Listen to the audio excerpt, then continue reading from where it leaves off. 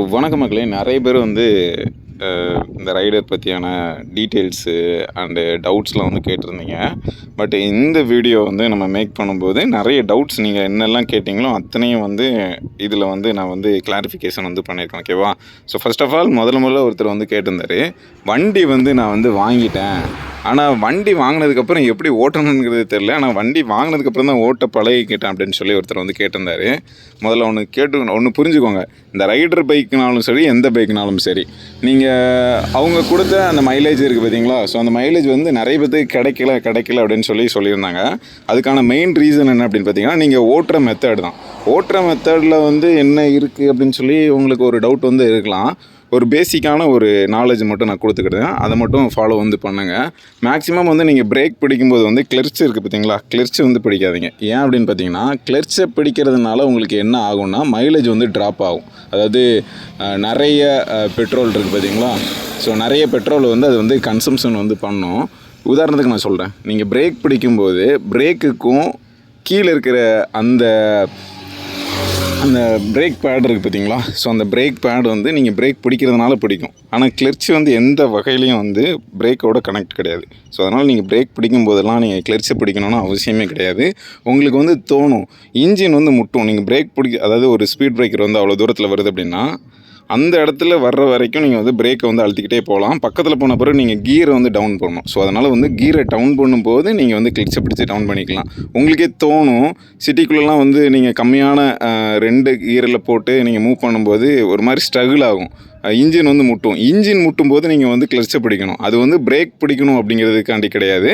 நீங்கள் லோவாக அந்த இடத்துல வந்து ஆக்சிலேட்டரை வந்து கொடுப்பீங்க, த்ரோட்டில் வந்து கொடுக்கறதுனால உங்களுக்கு வந்து கிளட்சை பிடிச்சிங்கன்னா இன்ஜின் வந்து திணறாமல் இருக்கும். அதை முதல்ல வந்து நல்லா தெரிஞ்சுக்கோங்க. நிறைய பேர் கேட்குறாங்க, இந்த ரைடர் பைக்கை வந்து நம்ம வந்து எடுக்கலாமா வேணாமா அப்படின்னு கேட்டே இருந்தாங்க. அதை வந்து கண்டிப்பாக எடுக்கலாம். நான் எடுத்து எனக்கு வந்து இதுக்கு முன்னாடி நான் ஒரு டவுட் வந்து சொன்னேன் பார்த்தீங்களா, நான் வந்து முதல்ல வந்து பிரேக் பிடிச்சிட்டு தான் கிளட்சை பிடிச்சிட்டு தான் பிரேக் பிடிப்பேன். அதனால் எனக்கு வந்து 56, 55 வந்துச்சு. பட் இப்போ அப்படிங்கிறது பார்த்தீங்கன்னா, நான் வந்து ஓட்டும்போது இந்த இது இருக்குது பார்த்தீங்களா, இதை வந்து நான் மாற்றிக்கிட்டேன். அதனால் வந்து எனக்கு வந்து ஆவரேஜ் மைலேஜ் வந்து நான் உங்களுக்கே காட்டுறேன்.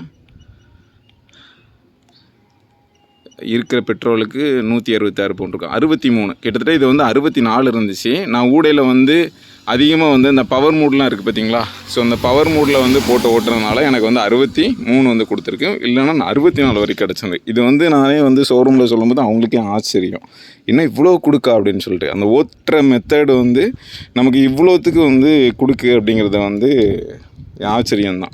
இன்னொன்று என்ன அப்படின்னு பார்த்தீங்கன்னா, அடுத்த டவுட்டில் நிறைய பேர் வந்து இன்ஜின் ஆயில் இருக்குது பார்த்தீங்களா, இன்ஜின் ஆயிலில் வந்து நம்ம வந்து சிந்தட்டிக் ஆயில் வந்து ஊற்றலாமா அப்படின்னு நிறைய பேர் கேட்டிருந்தாங்க. சிந்தட்டிக் ஆயில் வந்து ஊற்ற வேணாம். ஏன்னா கம்பெனி சைடுலேருந்தே அவங்க சொல்கிறது என்ன அப்படின்னு பார்த்தீங்கன்னா, நார்மல் ஆயில் ஊற்றுனீங்கன்னா ஓகே அப்படின்னு சொல்லியிருந்தாங்க. இன்னும் நீங்கள் மொத்தமாக ஏதாவது ஒரு மெக்கானிக் கிட்டே போனீங்க அப்படின்னா அவங்க வந்து என்ன சொல்கிறாங்க அப்படின்னு பார்த்தீங்கன்னா, அவங்க வந்து நீங்கள் சிந்தட்டிக் ஆயில் போட்டுக்கிட்டிங்கன்னா நீங்கள் வந்து 5000 கிலோமீட்டர் கிட்ட நீங்கள் வந்து ஓட்டிக்கலாம், அதனால் ஒன்றும் பிரச்சனை கிடையாது அப்படின்னு வந்து சொல்கிறாங்க.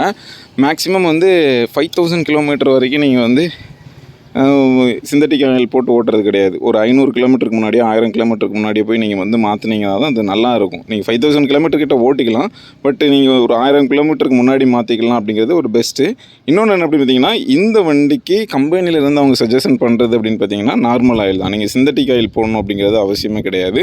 அது ஒரு சில வண்டிக்கு வந்து சிந்தட்டிக் ஆயில் வந்து போட்டுக்கலாம் அப்படிங்கிறது சஜஷன் பண்ணுறாங்க. இந்த வண்டிக்கு வந்து நீங்கள் வந்து நார்மல் ஆயில் இருக்குது பார்த்தீங்களா, ஸோ நார்மல் ஆயில் போட்டிங்கனாலே ஓகே தான் அப்படின்னு சொல்லி அவங்க வந்து சொல்கிறாங்க. ஸோ அதனால் வந்து மேக்ஸிமமாக நீங்கள் வந்து நார்மல் ஆயில் வந்து மாற்றிக்கோங்க. ஓகேவா? சர்வீஸ் விடும்போது சரி, ஊடையில் வந்து உங்களுக்கு ரன்னிங் கண்டிஷனில் வந்து விட்டாலும் சரி, இது வரைக்கும் நான் ஒன்று சொல்ல, நீங்கள் வண்டி எடுத்துட்டீங்க அப்படின்னா மேக்ஸிமம் வந்து சர்வீஸ் வந்து நீங்கள் அடுத்தடுத்த ஆயில் மாற்றும் போகும்போது வந்து உங்களுக்கு சர்வீஸ் பண்ணிடுறோம் அப்படின்னு சொல்லுவாங்க. அப்படி கிடையாது. உங்களுக்கு ஒரு டியூரேஷன் வந்து உண்டு, ஒரு மேனுவல் வந்து கொடுப்பாங்க. அந்த மேனுவல் படி வந்து நீங்கள் சர்வீஸ் பண்ணுங்கள். உங்களுக்கு வந்து கிலோமீட்டர் ஒன்று ஓடி இருக்கணும், இல்லை அப்படின்னா மந்த் வந்து கிராஸ் ஆகிருக்கணும். நீங்கள் அடுத்தடுத்த சர்வீஸ்க்கு வந்து போகும்போது வந்து நீங்கள் ஆயில் மாற்ற போகும்போது வந்து நாங்கள் வந்து அடுத்த சர்வீஸ் வந்து கம்ப்ளீட் வந்து பண்ணிக்கிடுவோம் அப்படின்னு வந்து சொல்லியிருந்தாங்க. அப்படி வந்து நீங்கள் பண்ணணுன்னு அவசியமே கிடையாது. அப்படி பண்ணிங்க அப்படின்னா உங்களுக்கு பெய்டு சர்வீஸ் வந்து ரொம்ப பக்கத்தில் வந்துடும். அது வந்து நிறைய பிரச்சனை வந்து உருவாகும். ஒரு வண்டிக்கு வந்து இவ்வளோ கிலோமீட்டரில் தான் வந்து சர்வீஸ் வந்து பண்ணணும் அப்படிங்கிறது இருக்குது. ஸோ அதனால் வந்து நீங்கள் அதை வந்து ஃபாலோ பண்ணிக்கோங்க. அவங்க அதாவது ஷோரூம் சைடு என்ன சொல்லுவாங்கன்னா, அடுத்து நீங்கள் சர்வீஸ் பண்ணிங்கன்னா கொஞ்சம் நல்லாயிருக்கும் அப்படின்னு சொல்லுவாங்க. நீங்கள் அதை வந்து காதில் வாங்கணும்னு அவசியம் கிடையாது. இன்னொரு இது என்ன பண்ணிட்டீங்கன்னா, நான் வந்து ஊடையில் வந்து ஒரு வீடியோ வந்து போட்டிருந்தேன். அந்த வீடியோ பார்க்கல அப்படின்னா போய் பார்த்துருங்க.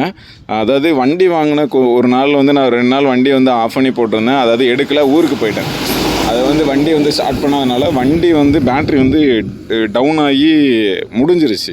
அப்படியே வண்டி டெத் ஆன மாதிரி ஆகிப்போச்சு. அதை வந்து நான் சொல்லியிருந்தேன். நிறைய பேருக்கு இதே மாதிரி ஒரு கம்ப்ளைண்ட் இருந்துச்சு அப்படின்னு சொன்னாங்க.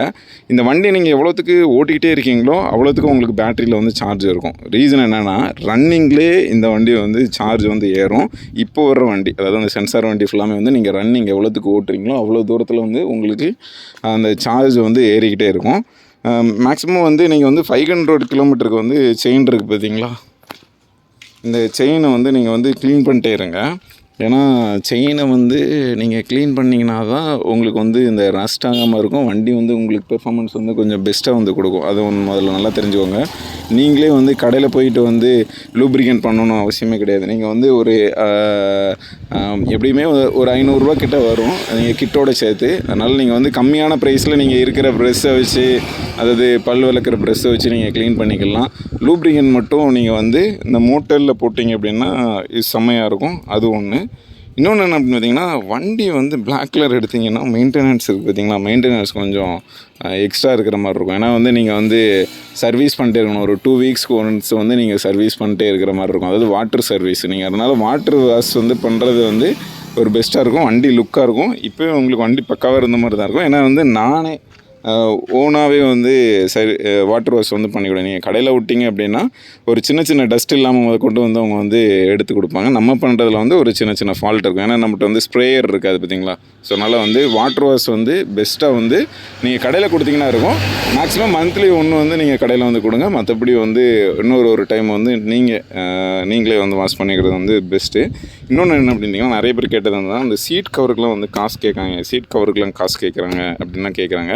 இதெல்லாம் வந்து ஆக்சசரிஸில் வந்து சேர்ப்பாங்க. ஆனால் வந்து மெயினாக என்னென்னா, இந்த இருக்குது பார்த்தீங்களா, இந்த பிராண்டு வந்து அவங்க போட்டாங்க அப்படின்னா, நீங்கள் அந்த பிராண்டுக்காக வந்து அமௌண்ட் அவங்க போட்டிருந்தாங்கன்னா இதுக்கு அமௌண்ட்டு கொடுக்கணுன்னு அவசியம் கிடையாது.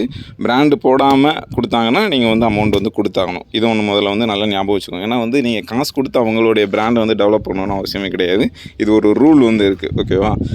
இன்னொன்று என்ன அப்படின்னு பார்த்தீங்கன்னா, வண்டி வந்து நீங்கள் யார் வந்து செக் பண்ணும்போது எனக்கு அவங்க சஜஷன் சொன்னது, நீங்கள் நார்மலாக வந்து மெக்கானிக் ஷாப்லாம் போனீங்க அப்படின்னா அவங்க வந்து சஜஷன் பண்ணுறது வந்து 40 கிட்ட சொல்லுவாங்க.